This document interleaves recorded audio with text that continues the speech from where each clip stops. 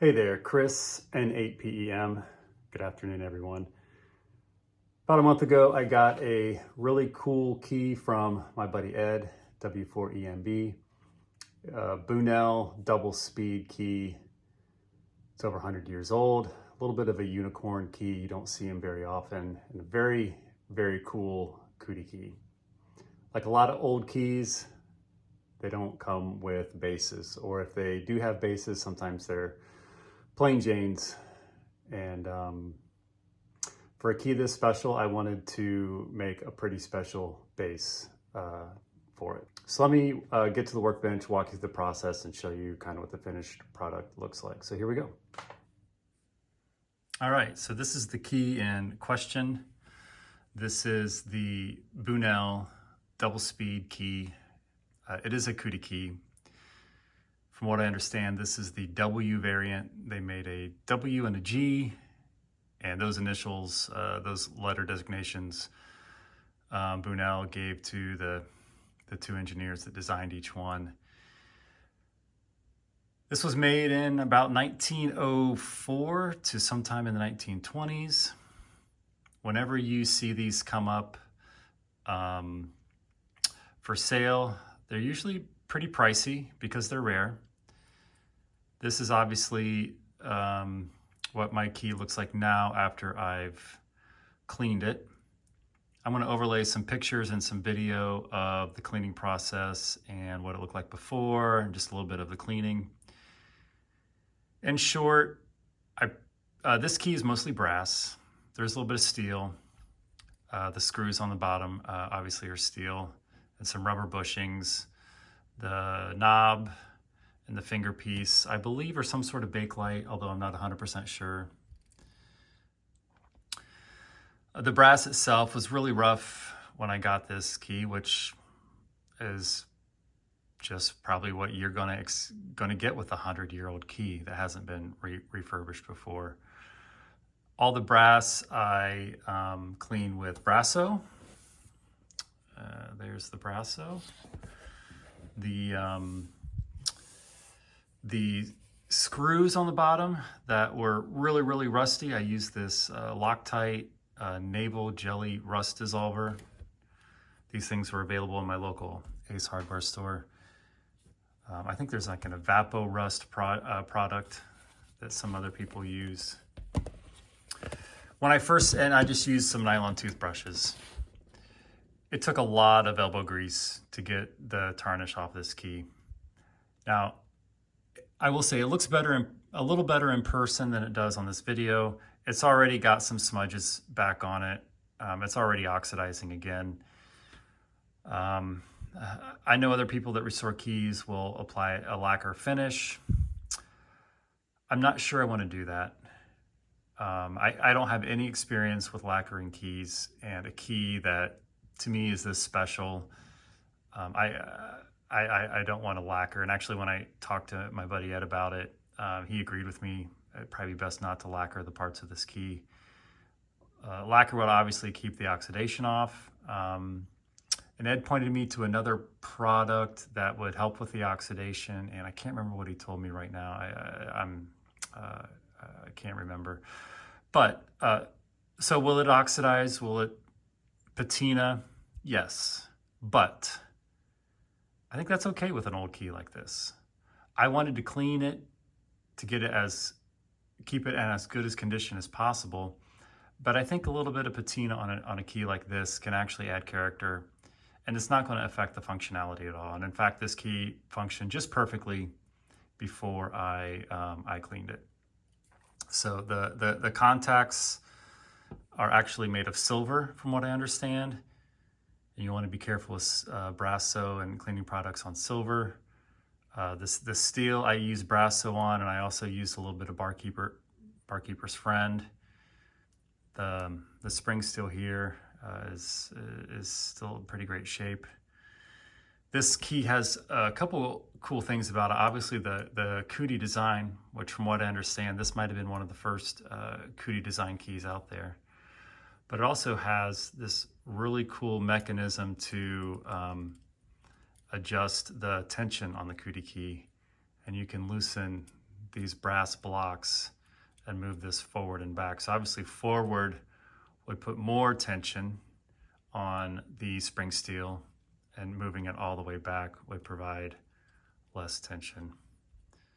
So I wanted to make a base that was really cool, that had some weight, that had some sort of rubber mat on the bottom to give it a little friction on the tabletop. I wanted a base that looked cool and was functionally really, really good. So my idea was to start with a 3D print model, fill it with lead shot, epoxy it into place, add a rubber mat on the bottom, I'd fix with some sort of adhesive, put the key on top and go. So this was my first iteration. And my thought was, okay, I'm gonna 3D print it. And I was like, hey, I like the oval. I like the idea of an oval. This key has a really cool oval shape. Obviously a lot of the older keys have kind of a cool oval shape, but I wanted to work with that. So I was like, hey, let's do an oval base. Obviously I put a little hole here for the wires to go through and do a recessed audio jack in the back. That was actually Ed's idea. So thank you, Ed. Thank you so much, Ed, for everything on this. He collaborated with me on this project. I had the idea to put a nameplate on the side, which we'll vet that out in a little bit. But hey, let's model a 3D print base. Let's print it hollow. And obviously I want the base on the top to look really good. So we're gonna have to print with supports and build it up so the top is nice and smooth. And then we'll fill the base with lead shot, mix in some epoxy. We'll cut one of these rubber mats to fit, adhesive it on the bottom, screw down the key, run the wires, and we're good to go. But after I made this base, which technically kind of could work, I came to a couple realizations. One, as I was using the epoxy, and you can probably see it plain as day in this video, no matter how many times I wipe and cleaned this PLA, I could never keep up with the epoxy just kind of getting on places. And there's just little spots all over this key with dried epoxy, which to me just makes it look terrible. For a key this nice, I knew I could do better. Another thing that I also found problematic was while this is a self-leveling epoxy, and real quick I'll just show you what I used. I just got something off Amazon. These are 2 8-ounce bottles, and I ended up using, gosh, about half of each bottle, 4 ounces each, but I made 3 bases, so I could probably make 6 bases total with this much epoxy. It's like $10 for that, pretty cheap. Anyway, and I bought a 5-pound bag of lead shot. It was like a 2.7 millimeter, not necessarily perfectly round lead shot. It was a 5-pound bag. It was like, I don't know, like $20, something like that. The lead shot had a little bit of dust in it. I thought about washing it and rinsing it, but I was also worried that maybe if I couldn't get the water dried out completely, that would cause more problems with the epoxy than a little bit of dust. So I poured the lead shot back and forth in a few containers to get a little bit of the dust off, and I left it dry. Did not try to wash the dust off. Anyway, so one of the problems I realized, even though this was supposed to be a self-leveling epoxy, and we all know self-leveling things are never really self-leveling if we've done these projects before. Not really self-leveling, a lot of bumps. This is not an even surface at the bottom. So no matter how hard I would try, this this rubber grippy textured pad would never adhere to here cleanly. And even if I could get it to adhere cleanly and really stick, it's not going to be a smooth surface, and I'm not going to get really the base I want out of this. Back to Tinkercad, and this is what I came up with. This is the base, an extra base, and this is an extra top. So the base, now the epoxy will be, the epoxy and lead shot concoction we poured in from the top.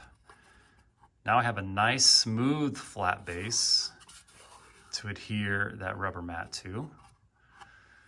I've reserved a little bit of space for my wiring and my aux jack.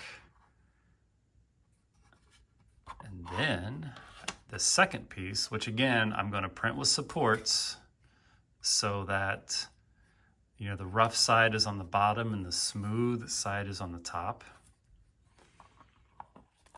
And just a little hole for the jack. Just leave everything open on the bottom, because once you have the wiring in there, you can just tuck it in there as you close it. Again, my little, now before I had to, if you remember on that black base, where did I just set that? I set it off to the side. Oh, here it is.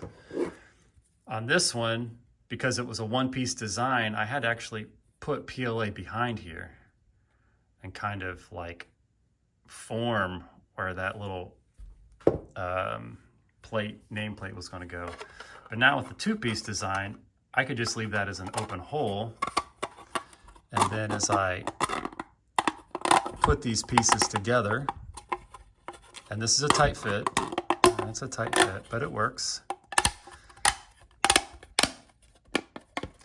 And I'm not planning on using these two pieces. These are kind of extras that I wasn't in love with. So that's why there's still some supports in there. But now we sandwich them together. This top piece was never in contact with any sort of wet epoxy, so it's completely clean. The base is flat. The screws will not only attach the key to the top, but also will attach the top part of the base to the bottom part of the base. And then we have the hole for the wires, the hole for the aux jack. It'll very easily just friction fit in place. I would never even add glue to this because it just secures so easily, especially with the two screws. And then you can do a nameplate like this, and I still have a little bit of stuff there, but you'll see in the other ones. You could add a touch of glue to this, but this nameplate, the way I designed it, just friction fits right into place. And I made these curved. This is actually one I'm not going to use because I was just messing around. But to make the curve, I just used my heat gun, heated it up, just kind of carefully pulled it apart. This base is only 1 millimeter thick. Did a little 2-color design. Here's the little aux jack that I use. As you can see, pretty standard one that you get off of Amazon. Okay, so keep moving on here. Here's what the base looks like with epoxy in it and the lead shot. Here's the rubber mat with adhesive on the back that I just used a utility blade to cut down to size. And then here is the top with the wiring. Not very difficult at all to see what I did there. Obviously, before I wired it, I made sure that there's 3 connectors here. I was connecting to the right 2. Just slide that on. Like I said, it is a tight fit.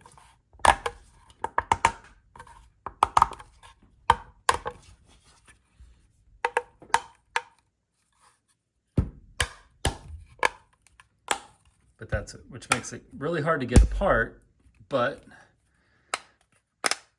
hopefully we're never taking this apart once we get it together, right? Now, real quick, I'm also going to talk about, I'll throw in my nameplate real quick. I played around with my call sign nameplate, but then I also did a nice Bunnell nameplate, which for mine, I think I'm really going to like. And while I attach this up here, I'll point out a couple things. First, on the PLA, I'm gonna throw that in there too while I'm working. I decided, I went back and forth between what colors to use. I had originally thought mostly black, and then I thought, well, what if I do a gold accent color? And actually, I tried to buy some gold filament, but every time I ordered it from Amazon, they kept sending me red copper. And just real quick, I'm putting this backwards right now because I actually have the wrong screw heads to get to sit flush. So I need to go back to the hardware store. So while we're waiting on that, we'll just put that backwards. I'm not going to use that shorting bar anyway. So I started looking for filaments, and then I stumbled across this filament that was gold, red, and black that changed, every few feet. And it hit me. I think this might be the right filament to crush this project. So that's what I went with. And with that filament, like this colorway, depending on when you start and when you finish a print, it kind of shows up in different ways. So I kind of ended up with a base that was a dark red at the top, one that was black at the top, and one was more of that copper at the top. And I really think it just adds, that change in color just adds phenomenal texture. And the changes in color just add a lot of depth to the key. It weighs 2 pounds, 4 ounces, give or take just a smidge. And it does not move very much at all. I'm hitting it fairly hard here. Obviously my buddy Ed, I made a base for him. He liked this darker colorway a little bit better with his call sign. And if he doesn't like that call sign, I made him a couple others that are slightly different colors. So there's the project. I think it turned out well. I haven't seen any videos online showing a 3D printed key base with some sort of weight inside it. For the idea I had and working with the tools and the skill set I had, I'm actually really happy with how they turned out. And I think they look good with the key. I think they fit kind of the design characteristics of the key. And as I alluded to just a second ago, hopefully this project will give you like an idea if you're like, hey, I think this key in my shack could use like a really cool base. Maybe this will give you an idea of how to go with your own project. Anyway, probably went a little bit too long, but hopefully you enjoyed it. And yeah, thanks for watching. 73, my friends. Talk soon.